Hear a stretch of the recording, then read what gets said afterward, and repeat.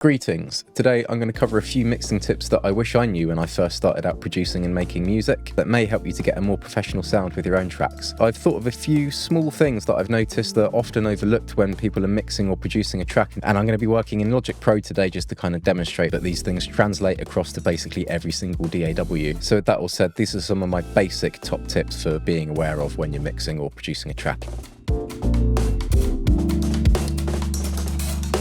So at number one is use A/B referencing, and what that basically means is checking your mix and your track against other songs. If you're going for a particular style, then you really want to be comparing your track to other things released in that genre or the artists that inspired you. And the best way that I know of to do this is to use a plugin like Magic A/B or the more recent Metric A/B, and then that allows you to instantly swap between what's coming out of Logic and listening to a reference track. So this enables you to check things like the balance of your guitar or drums in your mix versus another song, and just seeing where things are at. That can kind of help you start to put things together, right? If you're referencing something professionally mixed and mastered, that's obviously going to be generally a lot louder than an unmixed track, so we can just bring that down in volume, you know, to kind of match our Logic mix, and then that actually gives us a fair, even comparison.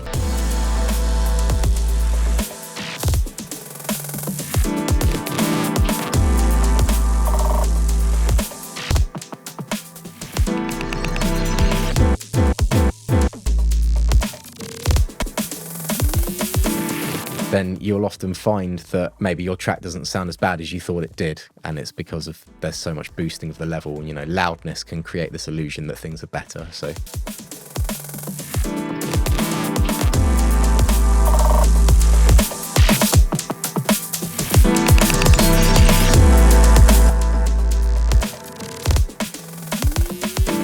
that's really important. Number two is going to be convert any software instrument tracks to audio files. So you can see that that's what I've just done here. I've created this audio version of this MIDI keys track here. And the reason for that is because I can bypass or remove these plugins, which frees up some of the CPU power in my session, which means that I've got more processing power for my mixing plugins, right? The other reason that that is good to do is because when you've got a track running as a MIDI instrument in real time like this, sometimes the MIDI can trigger a little bit differently.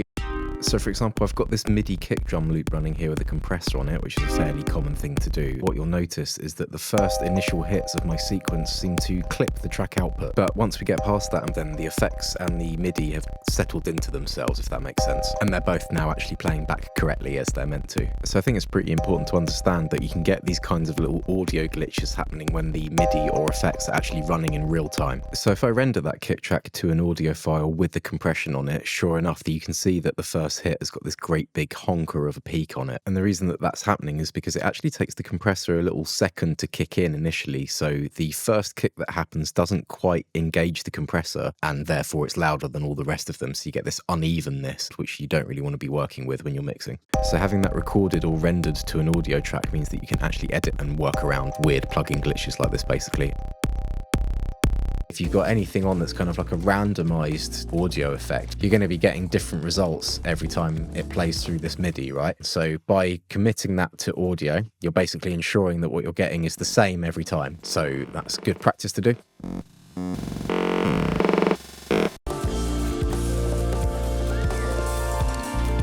So that brings me on to number three, which is to cleanly edit your projects and audio regions. So this is a thing that you will see in a lot of kind of beginner projects, is not really being very disciplined with where cuts in audio files are made and things like that. And this might seem a little bit OCD, but the reason that becomes important is because of something called the discontinuity click. And what is that, you might ask? Well, a discontinuity click tends to happen at the starts of audio files like this, or for example, where a cut has been made where there is actually audio currently happening. So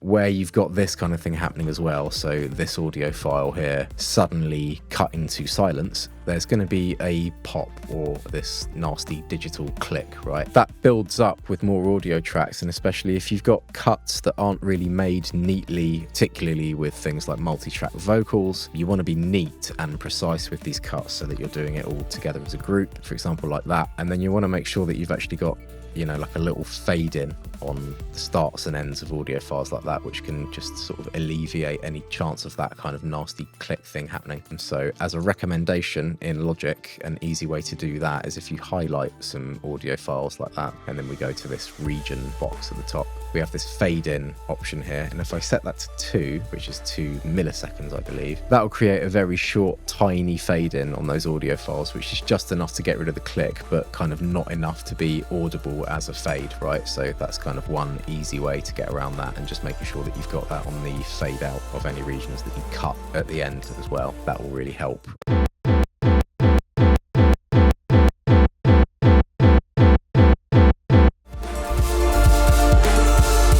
At number 4 is cleaning up intrusive noises and clicks. So if possible, it's extremely beneficial to denoise certain recordings like vocals, for instance, or guitars that may be recorded with a mic or, for example, a kind of noisy amp. And if you can do that using software like Isotope RX, that is the tool that I typically use to do this kind of task. There may be others out there for it, but I know that this one is really, really good at denoising, for example, with the spectral denoiser.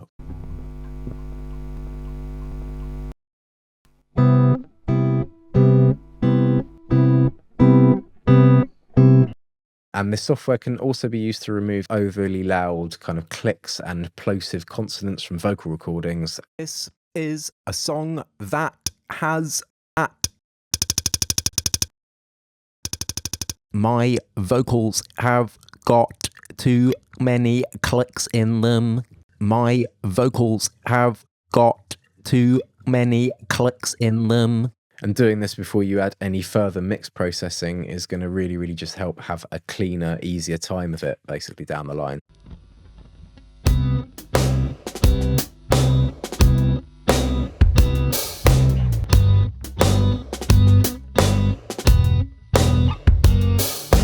This is a song that has lots of noise in it. My vocals have got too many clicks in them. This is a song that has lots of noise in it. My vocals have got too many clicks in them.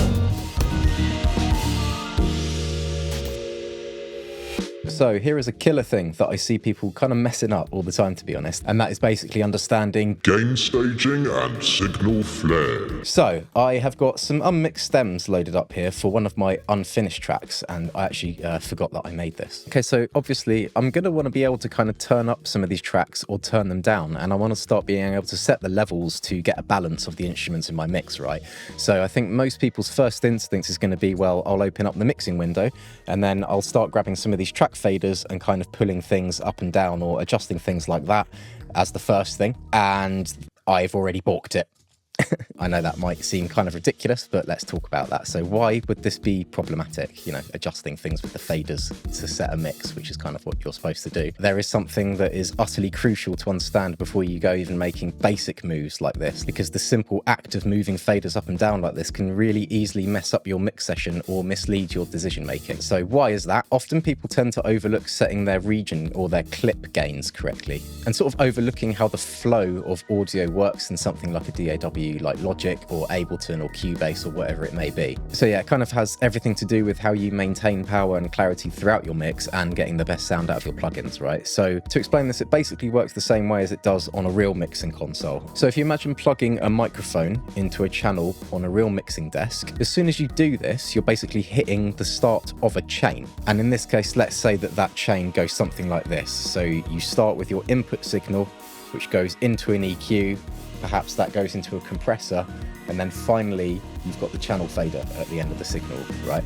So if our input signal is too loud or clipping, then we've already messed everything up. 1 2 1 2 1 2 1 2 1 2 1 2. Oh dear, my microphone signal's all distorted because I've got my input gain too high. So now if I turn that down, I'm just turning down the distorted signal. No, what do I do? So why is this bad? If I put an EQ on that, then I basically can't really add any considerable boosts before I end up clipping the stereo out of my track, right?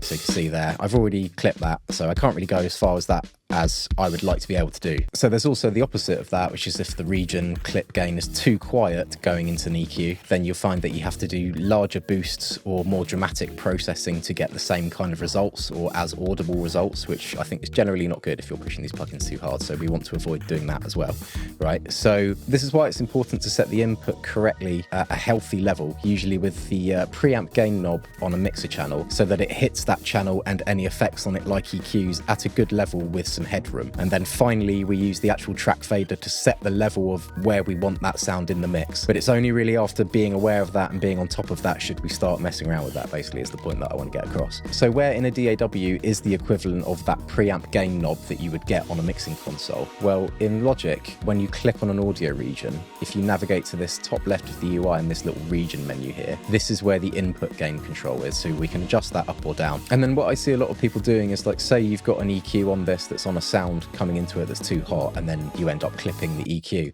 is a lot of beginners will try and pull that fader down to kind of get rid of the clipping, and it will appear to be the case, but this is actually a lie because we're looking at the signal post the fader, so it's the signal after we've turned it down.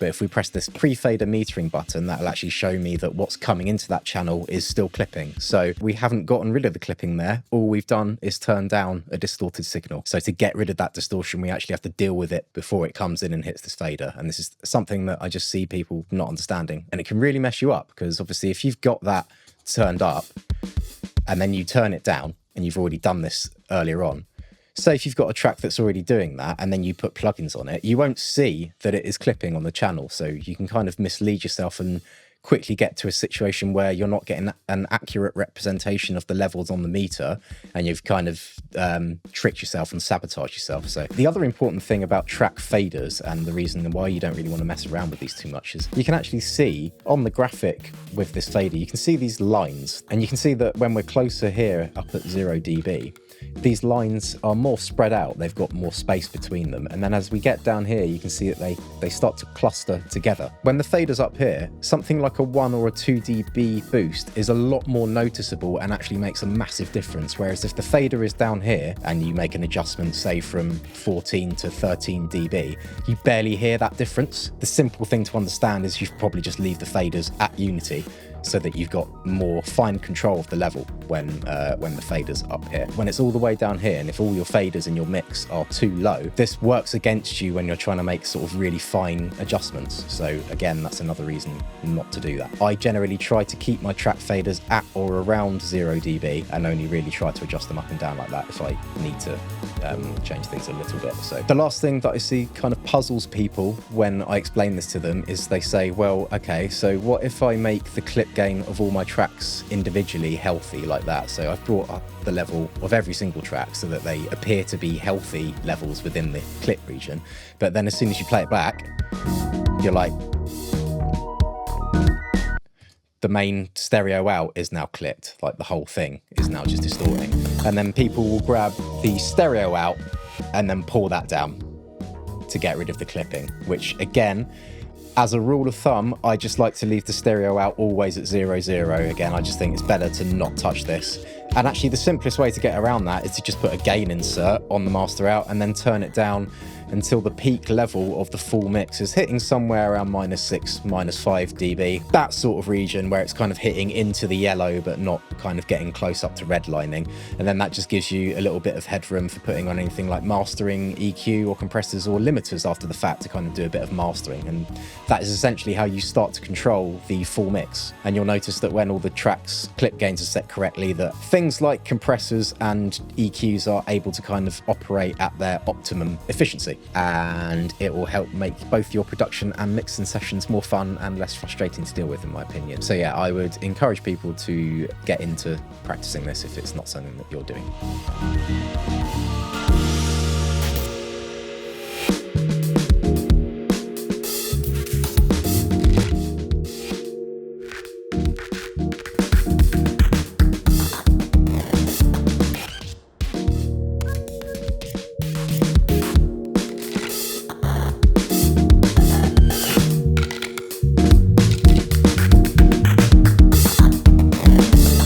that's a few things there that I would say are kind of common things that people often tend to overlook when they're working in the DAW, like Logic or Ableton. Some of this stuff can seem pretty obvious or basic, perhaps, but I feel like it's not really so obvious knowing how to deal with some of this stuff when you don't know what the solution is or nobody's explained it to you. I remember what it was like when I was first getting into production mixing, and I would often have difficulty kind of even knowing what I'm supposed to be searching for to learn about to get better. I hope some of the concepts here save some people a little bit of time or helps to steer them in a useful direction. I actually have quite a bit more info about this that I wanted to put in this video, but I think it's already become a little bit too long, so I'm going to wrap this one up here for today, but I'll pick this back up in another video next week. In the meantime, I hope that some of this has been useful to anybody out there, and I will hopefully catch you in the next one. But until then, take it easy.